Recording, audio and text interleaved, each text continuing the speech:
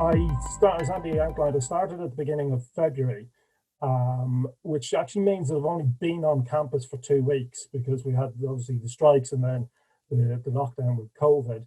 And I'm in the accounting department. I've previously worked at the University of Sheffield, at Queen's in Belfast, and a number of other institutions before that as well.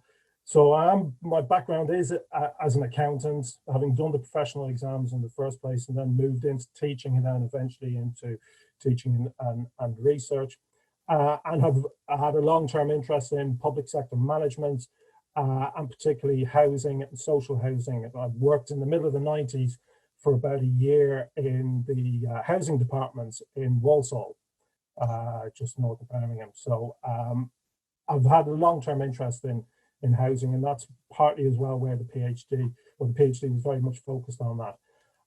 What I'll do in terms of the journey to this point in this presentation, the substance of this presentation, I've got that actually on the slide. So if you don't mind, I will share now, and I'm not exactly sure what the view is going to be, but you should all be able to see the actual slides come up.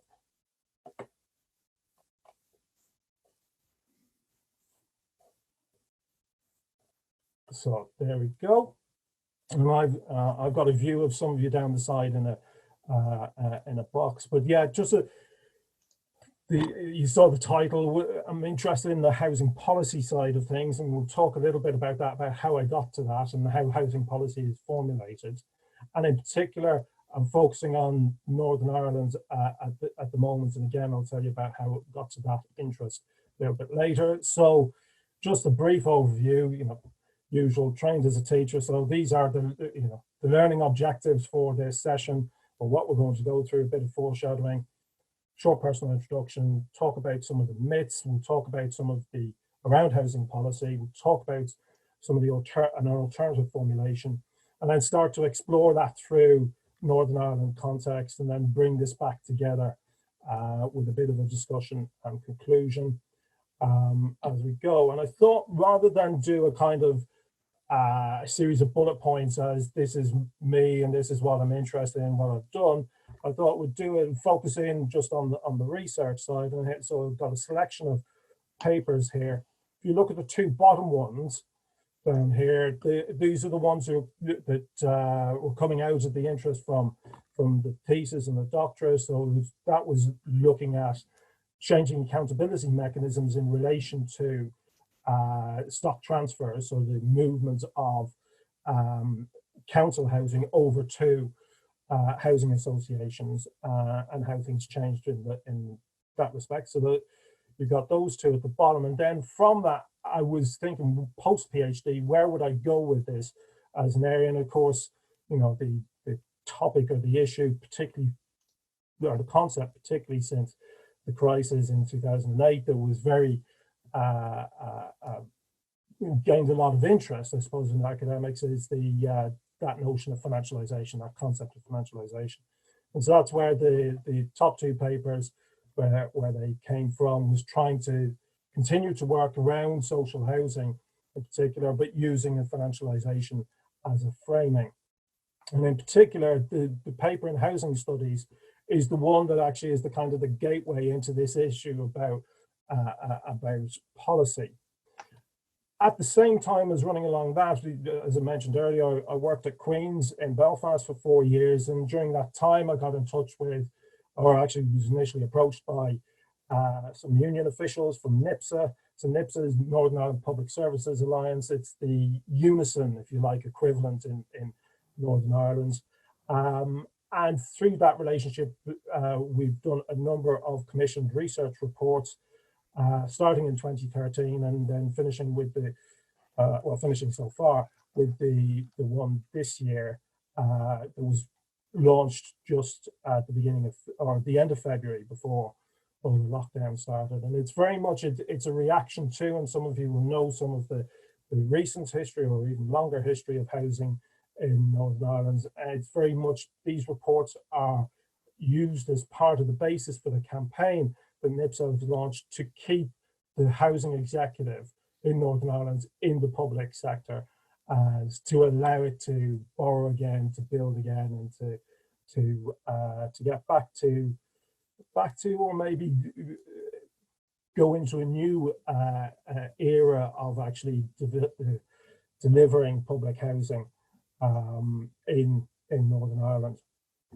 We'll see some of the reason for why this is important, because in 2013, the minister at the time, housing has devolved responsibilities to the minister at the time at Stormont, Nelson McCausland, made the announcement that it was his intention to take the housing executive out with, was his quaint phrase, the public sector, which was some form of stock transfer that was going to happen. So that's where these reports are coming from. And it feeds in, links in very much with my interest in stock transfer beforehand. So then the specific about how we got to, or how I got to an interest in the housing, I'm not sure if Paddy's on this call, but there was a... Yes, I'm here, Stuart. Hi, Paddy. Hi, Stuart. The report that myself and Paddy were involved with RSM McClure Waters in Belfast as well, for the housing executive back in 2015, where we were looking at the funding mechanisms and the cost indicators for new builds and doing a comparative study across the UK. My responsibility in that, or my role in that, was to look at the English experience, because that's what I had most knowledge of at the time. And then through the process, through 2014, started to actually collect the data, did some telephone interviews with key participants, did some documentary analysis, and as I was advised, being a good academic, you do that work on the one side, and then you start to think about, okay, well, how can I turn this into an academic paper? So we've done the contracts research report. How can we turn this into an academic paper? And of course, to do that, you need some sort of theoretical framing and so on. And that's where I got into and started reading about the housing policy and how housing policy is formulated in the first place. And just to be kind of clear about what I'm talking about when I talk about housing policy, it's looking at the actions of the state.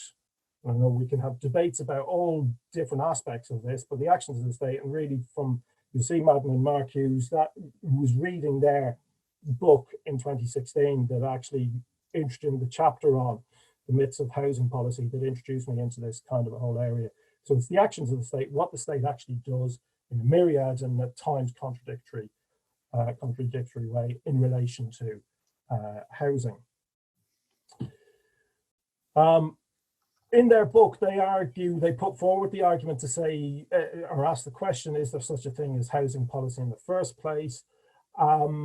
We can go through in the question, in the Q&A, we can talk about this a bit more and about whether it's a coherent category. What they argue, and what a number of other people have argued as well, is that actually, if there is such a thing as a housing policy, surely it would be based on providing decent, affordable housing or a home for everybody in society. And when you start to pose the question that way, the historical records does not indicate that there is something called housing policy. Instead, they developed this idea that there are,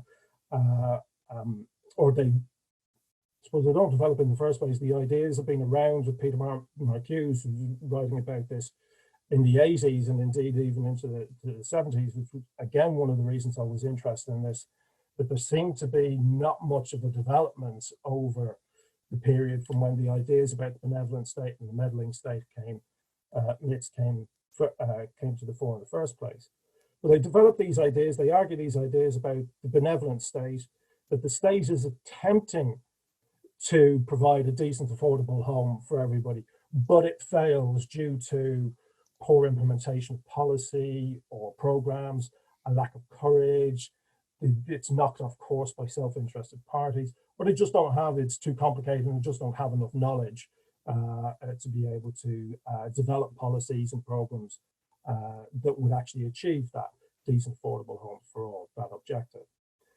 That's very much, that's been a long-term position in relation to housing policy for a lot of housing policy makers, politicians, academics, etc.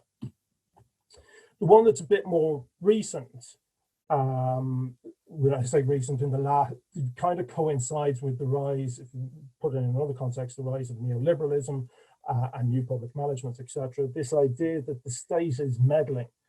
And this is a mirror image of the benevolent state myth in relation to housing policy.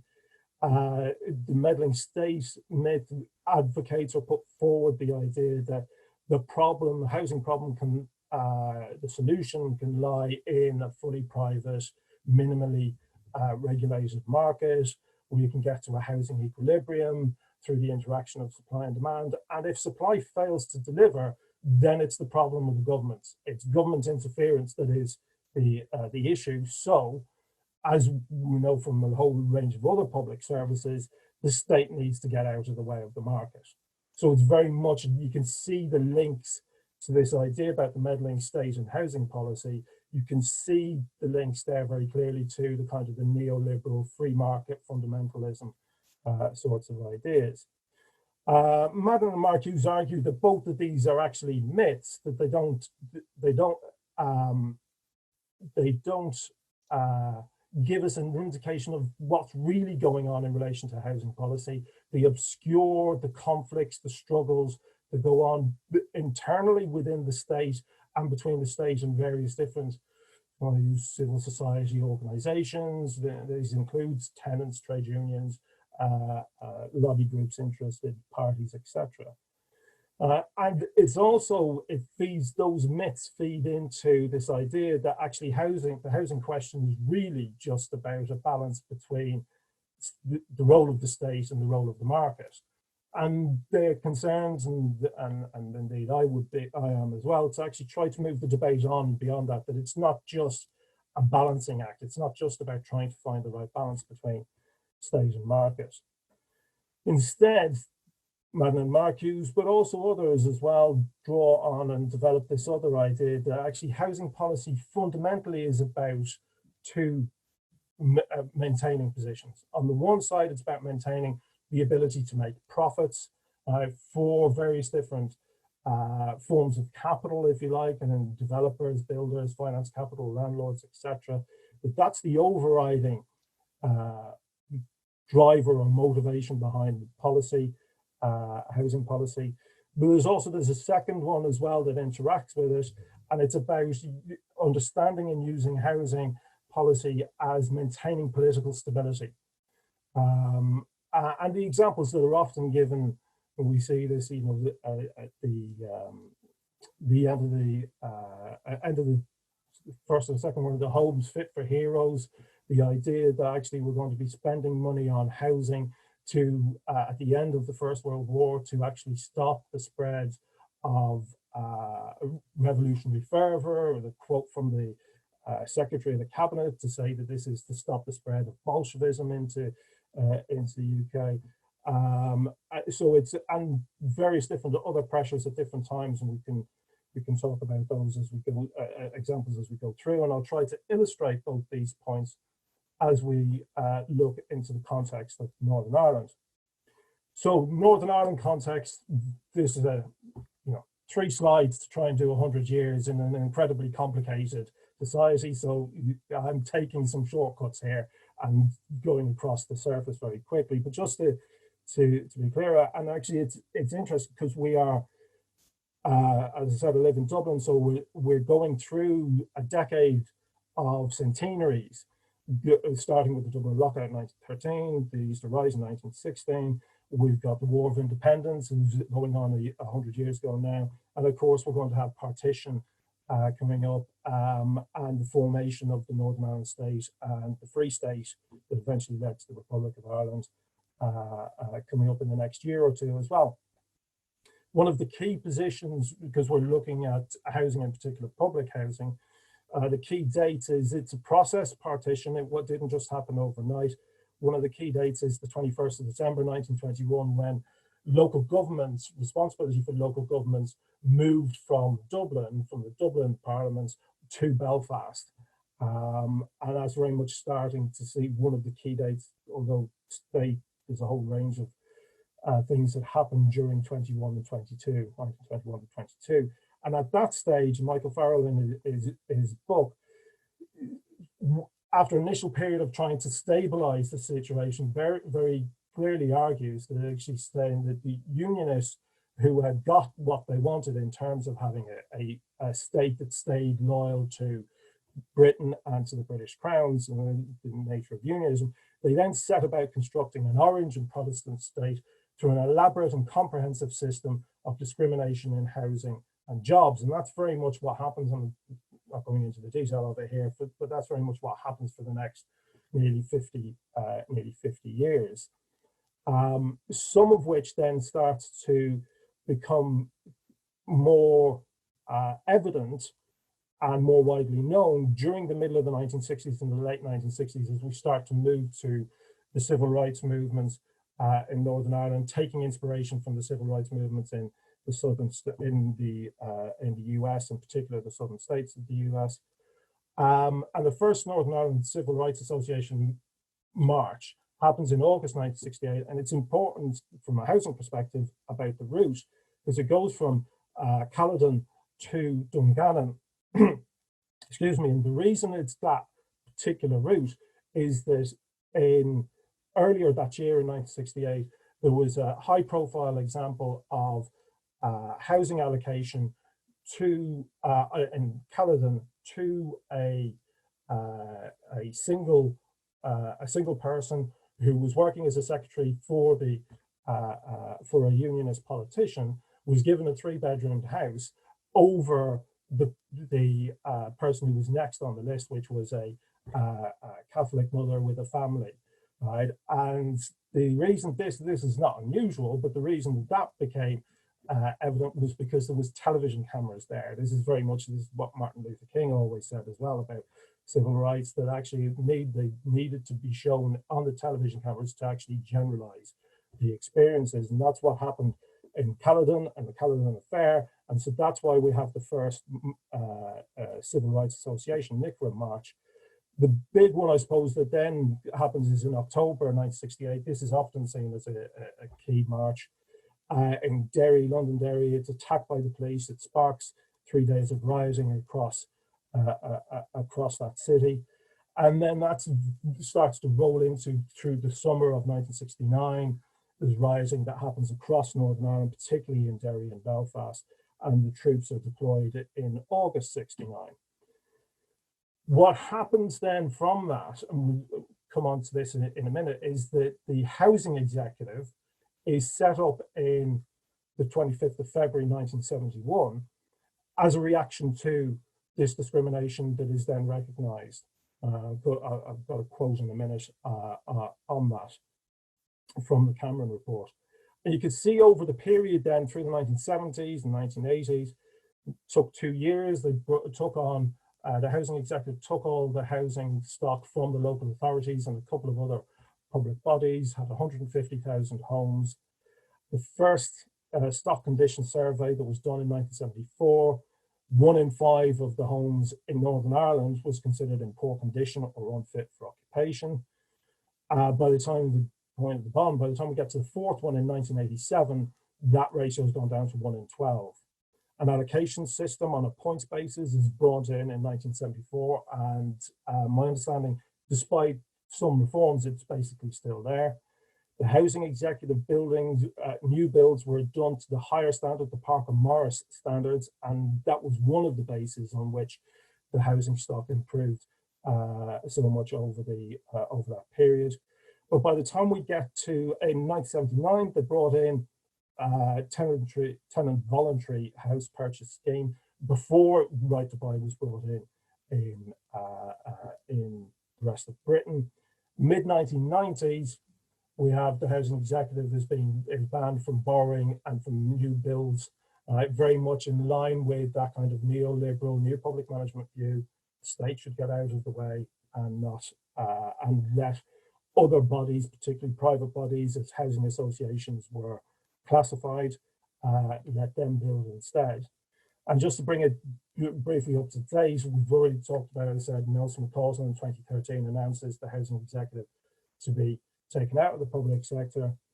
And then this came up earlier this year with the Assembly being brought back up and a new minister in charge of the Department for Communities, And one of the first things that arrived on her desk was this quote that was leaked from a leaked letter from the permanent secretary for that department, that the housing executive basically needs to now be either significant funding put in, either in terms of grants or loans, or they're going to have to start to divest approximately half of the housing stock from this year. So it's very sharp and very acute, the pressures that the housing executive are currently under. So just the origins of the housing executive, this is the quote that's often brought out. The Cameron report was a report that was commissioned by or set in place by Harold Wilson, looking into the causes of the riots in 1969, particularly the summer 1969, and came across and very clearly said housing is one of the key issues, and discrimination in an unfair allocation of housing, discretionary powers and allocation is one of the root causes of the riots in the first place. And therefore, we need to have, the arguments have been then that we need to have a housing executive that takes it away from the local authorities and sets up a point system. And on that basis, and particularly because I know there's some of my accounting colleagues are on the call as well, it's not often that I would be quoting, it's not often that you see PwC, generally a consultancy firm that advocates more marketization of public services, actually talking very warmly and supportively of what the housing executive done, saying in 2011, saying that it's rightly regarded nationally and internationally as a leading authority on best practice, both housing management and community building. So when we start to look then at housing policy in Northern Ireland, there's been some work that's been done on this.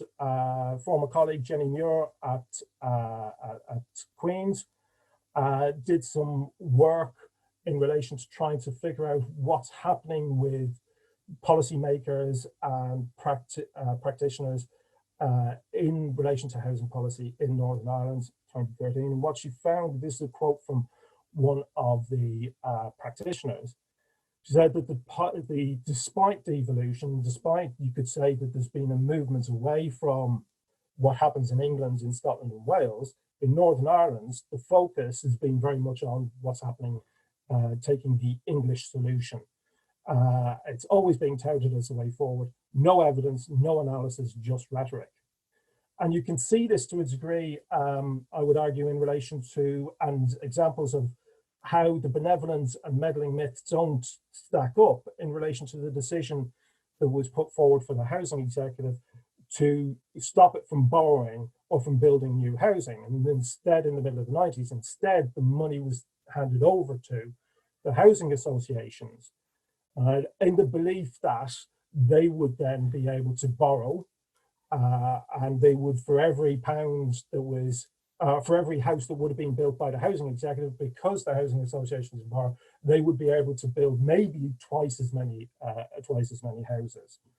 The reality, though, is that this has not been the housing association sector hasn't been able to get to those kinds of levels. You can see across the top here, this is what you'd expect. You know, the housing executive is not allowed to borrow anymore or build from the middle of the 90s. You get through to 2005 and to more recently, no new house building from the housing executive.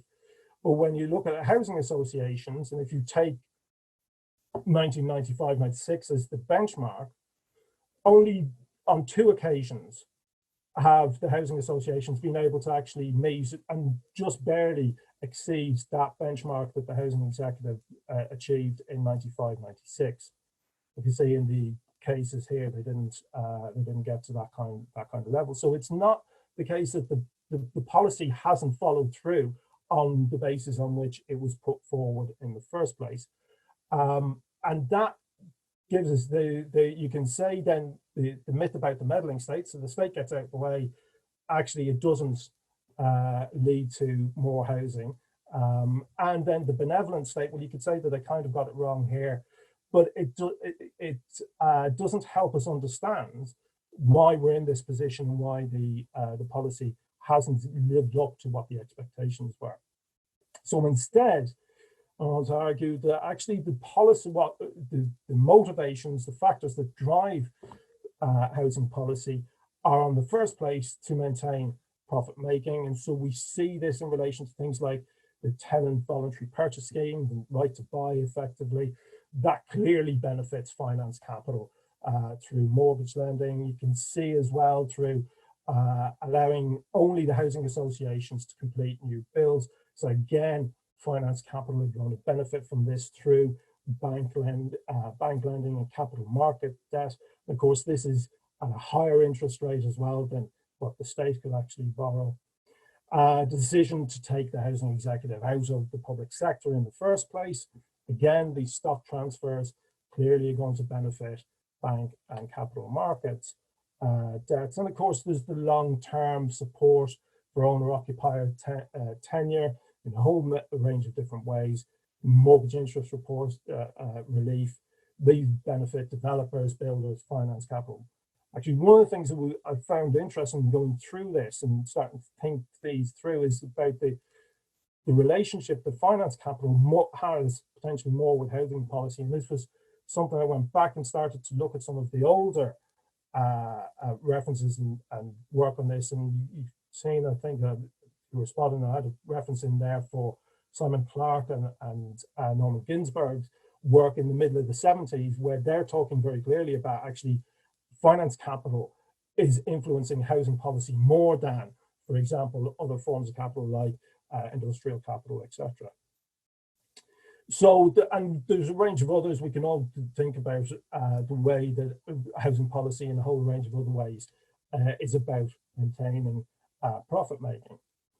We start to look at more on the political stability side. There's certainly that argument that's always put forward that this is about some form of pressure from below, working class campaigns, civil society campaigns, that housing policy is made often in a reaction, or there are occasions when housing policy is made as a reaction to it. And you could see this before the civil rights, just before the civil rights movement started in Northern Ireland. We had the formation of the Derry Housing Action Committee. Eamon McCann talks about it in his book, War in an Irish Town. And he talks about the way that they'd start to campaign around these issues, squatting in empty houses, physically resisting evictions, picketing landlords, barrage for the Northern Ireland Housing Trust, which was one of the public sector housing providers before the housing executive. Barraging them with phone calls and personal visits. So these all feed into and raise the idea about housing as being a civil right and core civil right issue. Also, it also occurred to me to advance some of the arguments further on this, that actually this is maintaining political stability isn't just about reacting to reforms, which is often the way it's presented, but is also about maintaining existing structures and social divisions. So we've got a couple of examples here. So I can go into the detail of kind of gerrymandering, but it's this idea that actually a minority, you can maintain a position as a minority within a particular city, in this case Derry, London, Derry, but have a majority on the overall council because of the way that the lines are drawn in the constituencies or in the local election wards.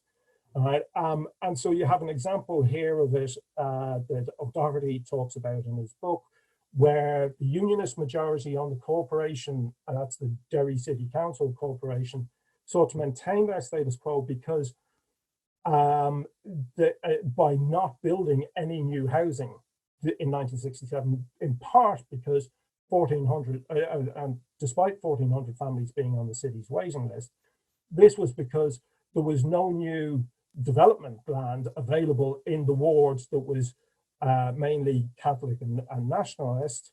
And so it would have meant having to put developments into those other wards that had very small unionist majorities, and so would affect the gerrymander.